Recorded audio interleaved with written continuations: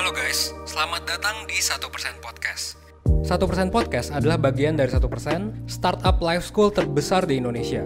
Dalam podcast ini kita bakal ngebahas topik-topik seputar kesehatan mental, pengembangan diri, serta edukasi life skills dengan tamu yang handal di bidangnya. Kami ingin kamu untuk bisa mendapatkan insight baru dan berkembang seenggaknya 1% setiap harinya. So that's all, enjoy 1% Podcast untuk hidup seutuhnya.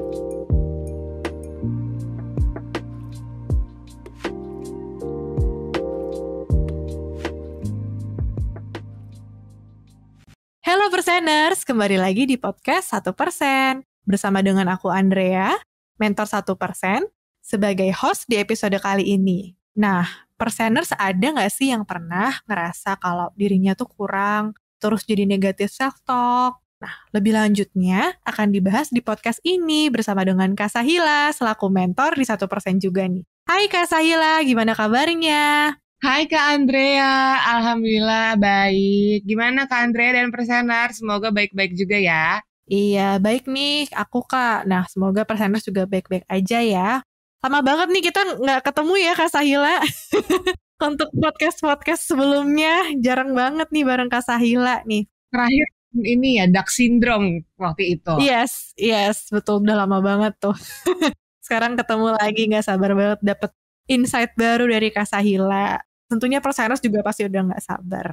Nah, ini kita hari ini ngebahasin tentang pertama ketika kita ngerasa kurang terus jadi negatif self-talk. Nah, sebelumnya Kak Sahila itu ada pengalaman yang berkaitan dengan ini nggak Kak? Oke, kalau misalkan berkaitan sama itu kemarin sebenarnya sesimpel gini sih. Aku mau S2, terus aku tahu nih tanggal tesnya kapan gitu. Bahkan aku udah tahu dari berbulan-bulan sebelumnya. Terus karena aku udah mikirnya negatif aja gitu, kayak aduh susah lah nih kayaknya S2, tempat yang aku pengen daftar kayaknya banyak deh yang daftar gitu. Jadinya aku malah nggak belajar-belajar, aku nunda-nunda gitu. Iya. Akhirnya aku tuh baru belajar H-3 lah gitu, baru sadar kalau oke nih kayaknya harus belajar deh, ini kan yang gue mau gitu. Ya udahlah, setelah itu baru belajar dan akhirnya pas lagi ngerjain tesnya aware gitu kalau misalkan sebenarnya kalau aku belajar lebih nih harusnya gue bisa lebih nih gitu. Hal kecil kayak gitu sih sebenarnya yang padahal sebenarnya itu align loh sama mimpi aku yang aku emang mau, tapi aku malah udah netting duluan dan jadinya nunda-nunda gitu. Makanya ada nggak nih? Sebenarnya untuk pengalaman terdekat terkait ini kurang lebih sama ya Kak Sahila. Jadi ya kebetulan memang waktu itu mau S2 dan aku daftar di tempat yang berbeda gitu. Nah di tempat kedua ini aku cukup gak pede gitu ya, agak gak pede gitu. Karena gak yakin aja gitu ya, kurang yakin aja. Terus berujungnya juga prokrastinasi gitu ya. Nunda sampai ya sama akhirnya H-2 apa waktu itu baru akhirnya baca-baca lagi gitu. Dan beruntungnya sih ya pada saat tesnya ya lancar-lancar aja. Cuman kayak ngerasa ya sebenarnya kan ini bisa juga ya dikejar sebelum-sebelumnya. Ya sama banget kayak Kak Sahila gitu. Ya itu sih pengalamannya yang kurang lebih berkaitan dengan ini gitu. Jadinya kayak negatif, gak pede gitu. Kayak aduh susah banget, aduh ntar gak bisa dan sebagainya. Mirip-mirip ya jadinya ya. Mungkin Perseners juga sempat pasti ya ngalamin hal-hal kayak gini nih yang udah kayaknya dari awal udah negatif duluan gitu. Jadinya ya gak ngapa-ngapain deh. Betul. Dan hal ini juga berkaitan sama self-sabotage gak sih Kak? Sebenarnya self-sabotage itu apa sih Kak? Mungkin di Perseners ada udah yang sering dengar gitu ya. Self-sabotage itu apa sih sebenarnya gitu? Oke, kalau misalkan si self-sabotage ini sendiri adalah perilaku ataupun pola pikir yang nggak disadarin, itu tuh merusak ataupun menghalangi kita untuk melakukan yang sebenarnya kita memang inginkan untuk mencapai tujuan gitu. Istilahnya kata simpelnya sih hal yang kita lakukan ataupun pola pikir yang menghalangi mimpi kita. Contohnya kayak yang tadi ya kan kita udah sempat ngobrol-ngobrol tentang kita tahu nih sebenarnya S2 itu adalah mimpi kita gitu, kita pengen. Tapi kita malah melakukan perilaku dan juga menghasilkan pola pikir yang malah keterbalikan gitu sama mimpi kita. Akhirnya si self-sabotage ini sendiri malah bisa mengikis kepercayaan diri kita gitu. Karena setiap kali kita melakukan itu kan kemungkinan besarnya ketika kita nggak ngapa-ngapain malah jadi gagal kan ya pada suatu tujuan. Dan akhirnya kita percaya dirinya akan rendah karena seakan-akan itu tuh membuktikan kalau kita tuh memang nggak mampu atau nggak layak. Nah, makanya ini dinamakan sabotase diri gitu yang kayaknya tuh kata-katanya udah berat ya. Oke. Kayak tadi berkaitan dengan self sabotage. Terus emangnya apa aja sih kayak yang termasuk ke dalam self sabotage itu? Kalau misalkan bentuk-bentuk dari si self sabotage ini sebenarnya sesimpel dari yang tadi kita lakukan gitu ya. Prokrastinasi, perilaku menunda pekerjaan. Terus ada juga loh nih perfectionist yang dimana kayaknya kita mau semuanya itu perfect. Sampai akhirnya kadang-kadang ya itu dia, kalau nggak kita jadi nggak ngapa-ngapain, atau nggak kita malah terlalu menyakiti diri kita karena kita nggak realistis gitu. Kita hidup akan angan-angan kita ini akan seluruhnya perfect. Terus ada juga nih negative self-talk, di mana kita bilang kayaknya kita nggak deserve deh untuk dapet ini, kayaknya kita nggak mampu deh. Dan kalau misalnya kita ngomongin tadi kan kayaknya misalkan kita melakukan hal-hal negatif gitu ya, dari misalkan kita kayak udah negatif duluan sebelum kita mencapainya. Tapi ada loh yang unik juga nih, contohnya kayak kita lagi in happy relationship gitu sama pasangan mungkin. Terus kita jadinya ngerasa kayak, apakah gue deserve ini ya? Gitu. Kayaknya ini nggak mungkin deh, ini too good to be true deh. Dan akhirnya ya udah kita cari-cari masalah lah. Istilahnya mungkin dari a million reason untuk stay, kita cari satu alasan biar kita tuh pergi gitu. Karena dari sesimpel kayaknya kita nih nggak pantas deh. Nah itu juga termasuk tuh si self-sabotage ini, kayak negative self-talk-nya. Akhirnya ya melukai diri sendiri gitu mungkin ya, kayak dengan alkohol sebagai coping mechanism gitu sih Kak Andrea dan Perseners. Oke. Jadi contohnya ada prokrastinasi tadi ya, perfeksionis yang berujung ke prokrastinasi juga ya Kak Sahila ya, negative self-talk, terus mempertanyakan keberhargaan diri gitu ya. Oke, nah kita udah ngebahas tentang self-sabotage apa, contohnya apa aja gitu ya, bentuk-bentuknya. Sekarang kenapa sih Kak, kok kita itu ada tendensi untuk self-sabotage gitu? Oke, kalau misalkan kenapanya ada banyak alasannya gitu ya. Kalau misalkan yang aku pengen bahas hari ini, yang pastinya pertama ada trauma masa lalu. Nah ini kan mungkin dalam banget ya. Yes, dalam banget nih. Mungkin kayak aku tadi sempat kasih contoh dulu kan ya, dimana ketika kita ini lagi in happy relationship, kita lagi di relasi yang memang membahagiakan banget nih, tapi kadang-kadang kita berpikir, aduh am I deserve this gitu, kayaknya nggak pantas deh. Karena mungkin trauma masa lalu ini kita biasa untuk mendapatkan hal-hal yang memang tidak baik gitu. Kita ada di lingkungan yang penuh dengan tekanan, ketakutan, kekhawatiran. Jadi memang kita tuh terbiasa dengan kesedihan.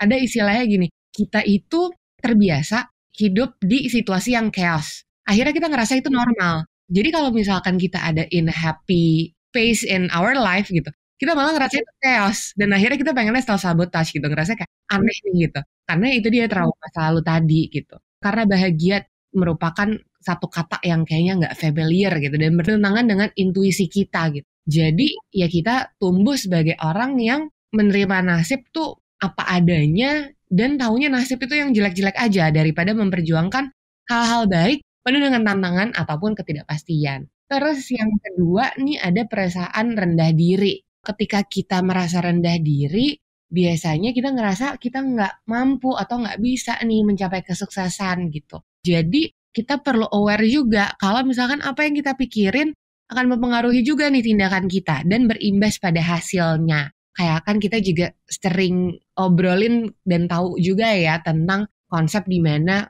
mindful gitu.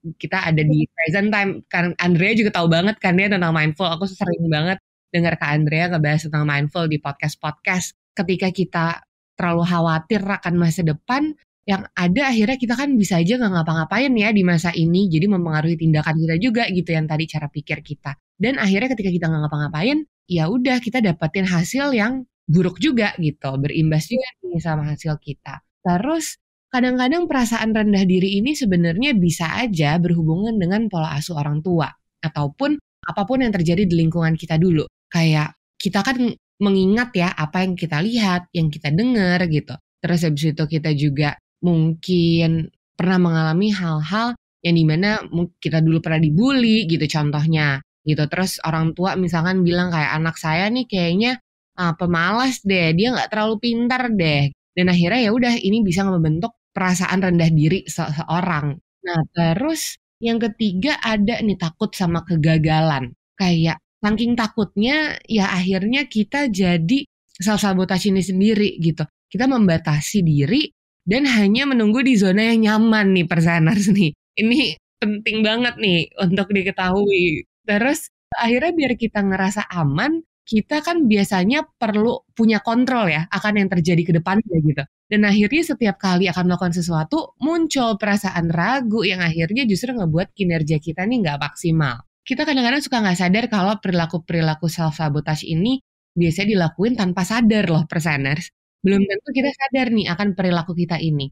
Kita terperangkap dalam perilaku karena kurangnya awareness, terus habis itu pemecahan masalah juga yang kita milikin. Jadi kita selalu melakukan self-sabotage ataupun mungkin dari hal simpel yaitu self-talk yang negatif gitu. Nah, menurut seorang psikolog juga nih, Jeffrey Bernstein gitu, kalau misalkan perilaku self-sabotage ini biasanya bisa aja loh kita lakuin tanpa sadar. Jadi belum tentu nih kita sadar akan perilaku-perilaku kita ini gitu, karena kita biasanya terperangkap dalam perilaku yang memang kita kurang aware dan kita juga kurang nih pemecahan masalahnya gitu deh. Oke, jadi memang self-sabotage ini seringnya kita nggak sadar ya, kayak perilaku pikiran yang kita nggak sadari terus menghambat apa yang kita ingin capai gitu ya Kak.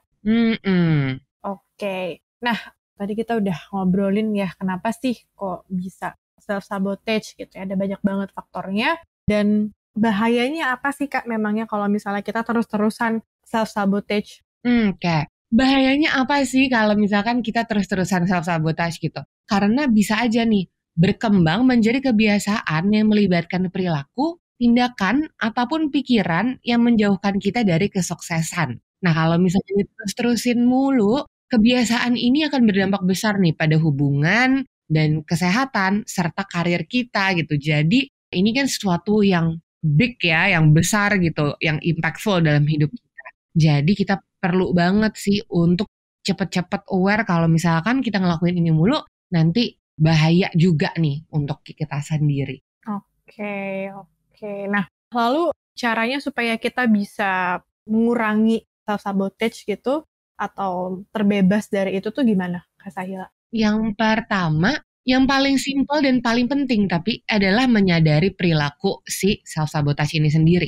Karena yang tadi aku bilang gitu ya kan kadang-kadang orang suka nggak sadar. Dan kalau misalkan kita bisa aware gitu, menyadari perilaku yang memang ini adalah perilaku yang merugikan kita loh. Akhirnya mungkin kita lebih gampang untuk keluar dari kebiasaan ini dengan mencari kebiasaan yang sekiranya tampak salah dan nggak sejalan nih sama tujuan jangka panjang kita ataupun mimpi kita. Pikirin kapan biasanya kita ngelakuin si sabotase diri ini dan cari tahu apa yang memungkinkan menyebabkan kita melakukan hal tersebut gitu. Mungkin kayak tadi aku bilang gitu ya, faktornya bisa jadi pemicu trauma masa lalu kita gitu. Terus habis itu setelah memahami akar masalah yang muncul dari perilaku sabotase diri kita bisa mencoba untuk memunculkan reaksi yang produktif nih untuk menggantikan si perilaku sabotase diri ini sendiri. Jadi ya terus-terusan kita ketika merasa takut gitu, terus kita langsung jadinya melakukan hal-hal yang memang negatif gitu. Kita bisa cari yang memang mungkin lebih produktif lagi gitu. Terus selain itu, kalau tadi ngomong-ngomongin kan ya, kita cari kebiasaan yang tampak salah dan tidak sejalan nih sama tujuan jangka panjang. Berarti yang kita juga perlu tingkatin lagi, yang kedua adalah kita benar-benar tahu apa yang kita pengenin. Biasanya sabotase diri ini sendiri bisa terjadi ketika kita kan ngerasa nggak aman gitu ya sama apa yang kita lakuin. Terus akhirnya kita tuh harus tahu banget apa yang sebenarnya kita inginin. Mengenal diri lebih baik gitu ya dengan eksplorasi hal-hal yang memang kita inginkan. Dan dengan seperti itu kita jadi lebih tahu tentang diri kita. Terus kita bisa deh tahu tentang tujuan yang kita mau. Kita bahagianya seperti apa sih gitu. Dan akhirnya itu bisa mencegah juga nih perilaku si self-sabotage ini gitu. Kita dengan tahu banget apa yang kita mau lakuin, tujuan kita gitu. Akhirnya kita bisa berkomitmen dengan sungguh-sungguh nih untuk melakukannya. Mungkin kalau misalkan persener sering nonton gitu ya, ataupun dengar konten-konten dari 1%, kita sering nih ngebahas tentang SMART goals. Tujuan yang tepat sebenarnya kayak gimana sih gitu. Yang spesifik lah, yang measurable lah gitu. Terus habis itu attainable, relevan, dan juga time-based. Dan untuk lebih lengkapnya lagi mungkin ada nih podcast-podcast ataupun konten 1% yang ngebahas tentang itu. Nanti boleh dicek gitu ya gimana sih caranya untuk benar-benar bikin tujuan yang smart. Memang nggak mudah nih gitu untuk menyadari dan keluar dari perilaku si self-sabotage ini. Mungkin kadang-kadang kita pun juga perlu nih untuk belajar berdamai dari kegagalan masa lalu kita. Ini adalah how to overcome yang ketiga gitu. kita biasanya mungkin takut akan kegagalan, penolakan, dan rasa sakit yang memang kita pernah laluin juga, kita pernah rasain gitu ya.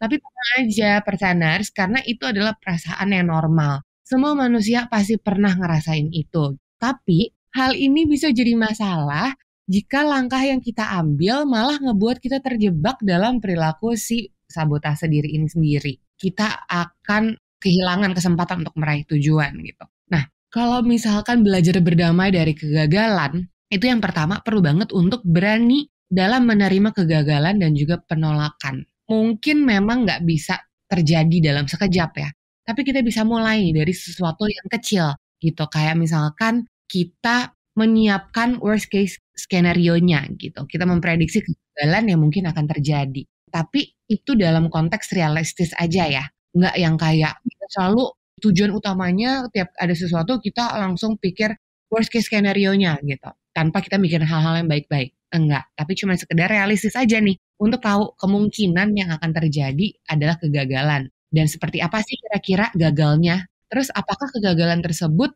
bisa kita atasin atau enggak nih? Dan akhirnya kita jadi lebih siap gitu akan menghadapi kegagalan ini sendiri. Itu sih mungkin 3 langkah yang mungkin perseners bisa lakukan gitu ya. Dan memang mungkin tidak mudah nih untuk menyadari dan keluar dari perilaku si self-sabotage ini sendiri. Terutama mengikuti pola-pola perilaku yang memang udah kita lakuin sejak lama nih perseners. Tapi kalau misalkan kita mau berusaha gitu, lama-lama pasti bisa kok karena biasa. Kita perlu banget kayak yang tadi mulai menyadari pelan-pelan gitu ya. Kalau misalkan perilaku kita ini ngapain aja sih biasanya, kita perlu banget untuk lebih aware sama diri sendiri, apa yang kita lakuin, dan juga apakah itu align sama tujuan kita. Gitu Kak Andrea dan Kak Tana. Oke, wah.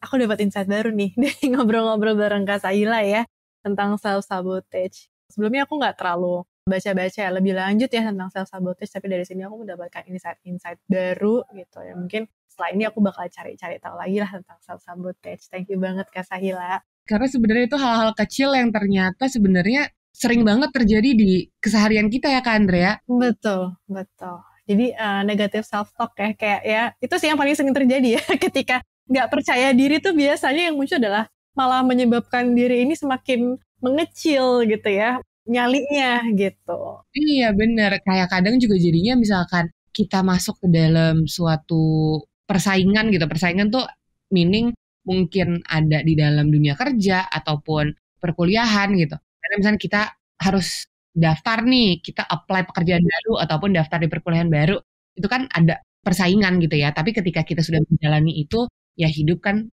bukan tentang persaingan juga ternyata gitu. Jadi kenapa kita harus terus-terusan untuk merendahkan diri kita sendiri gitu, kayak berpikir kalau kita nih nggak mampu dan segala macam gitu. Oke, ini aku boleh coba untuk simpulkan sedikit ya Kak Saila tentang obrolan kita hari ini. Jadi pertama tentang self-sabotage itu apa? Self-sabotage itu perseners adalah perilaku, pikiran juga ya Kak Sahila ya, yang kita nggak sadarin gitu sebenarnya, yang menghambat apa yang ingin kita capai, apa yang ingin kita tuju. Nah bentuknya apa aja sih? Self-sabotage itu ada pertama prokrastinasi, perfeksionis, negative self-talk gitu ya, dan dalam hubungan romantis itu juga bisa mempertanyakan keberhargaan diri gitu ya, kepantasan diri gitu dalam ini pantas gak sih aku mendapatkan pasangan yang seperti ini, atau pantas gak sih aku mendapatkan sahabat yang sebaik ini, kok kayaknya gak pantas dan sebagainya. Itu termasuk dalam self-sabotage juga. Nah, terus kenapa sih kita itu bisa self-sabotage gitu ya? Yang pertama, tadi ada trauma masa lalu, ada hal yang membuat kita gak nyaman gitu, sehingga hal ini berdampak pada apa yang kita lakukan sekarang. Lalu yang kedua adalah perasaan rendah diri. Tadi quotes-nya Kak Sahila ya, apa yang kita pikirkan itu berdampak pada perilaku kita. Itu benar banget sih. Apa yang kita pikirin itu berdampak pada respon kita ya, perilaku kita terhadap sesuatu gitu. Berikutnya adalah pola asuh orang tua, lalu ada rasa takut dengan kegagalan. Ini juga bisa digolongkan ke trauma masa lalu mungkin ya Kak.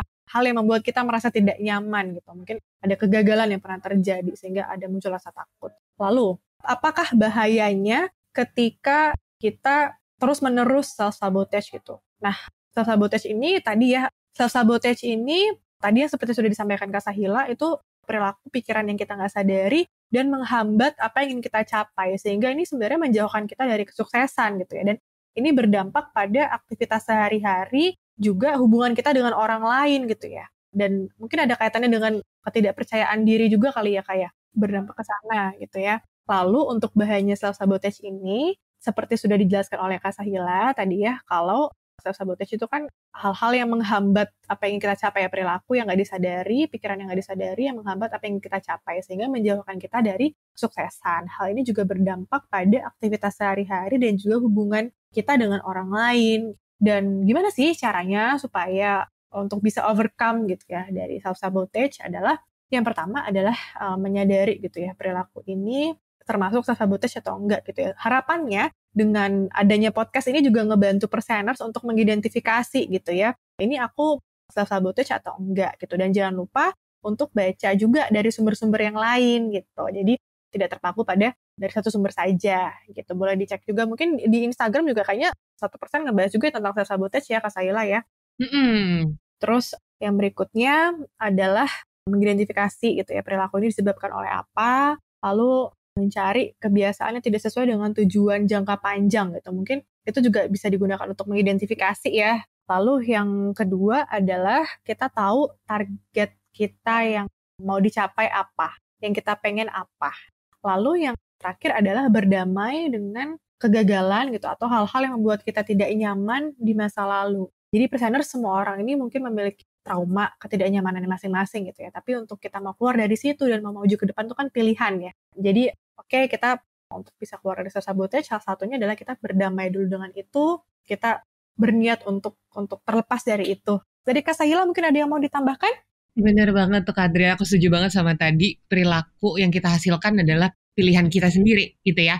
Jadi keep in mind kalau misalkan recognizing behaviors kita udah punya first step toward untuk changing them. Dan kita nggak perlu kok untuk ngelakuin itu sendirian. Kita punya kok teman-teman, loved ones, terus abis itu juga ada keluarga gitu. Ataupun kalau misalkan memang rasanya mau dibantu secara profesional, ada juga loh nih si mentoring dan juga konseling di 1%.